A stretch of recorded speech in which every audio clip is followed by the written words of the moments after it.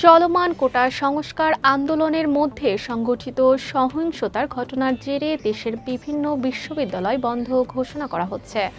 ইতোমধ্যে ঢাকা, জাহাঙ্গীরনগর, জগন্নাথ, রাজশাহী, চট্টগ্রাম, কুমিল্লা ও খুলনা সহ আরও বেশ কয়েকটি বিশ্ববিদ্যালয়ের বন্ধ ঘোষণা করা হয়েছে।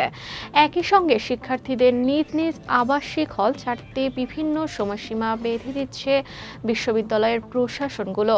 তবে প্রশাসন এমন নির্দেশনা দিলেও হলেই থাকার কথা জানিয়েছেন আন্দোলনকারী শিক্ষার্থীরা। বুধবার হল না ছাড়ার কথা জানিয়েছেন কোটা সংস্কার আন্দোলনকারী একাধিক শিক্ষার্থী। বৈষম্য বিরোধী ছাত্র আন্দোলনের একাধিক সমন্বয়কও বিষয়টি গণমাধ্যমের কাছে নিশ্চিত করেছেন। সমন্বয়ক আসিফ মাহমুদ সংবাদ মাধ্যমকে জানান, তাদের যৌক্তিক আন্দোলন নস্যাৎ করার ষড়যন্ত্রে তারা কেউ পা দেবেন না। হল না ছাড়ার বিষয়ে সব শিক্ষার্থী ঐক্যবদ্ধ রয়েছেন বলেও জানান তিনি।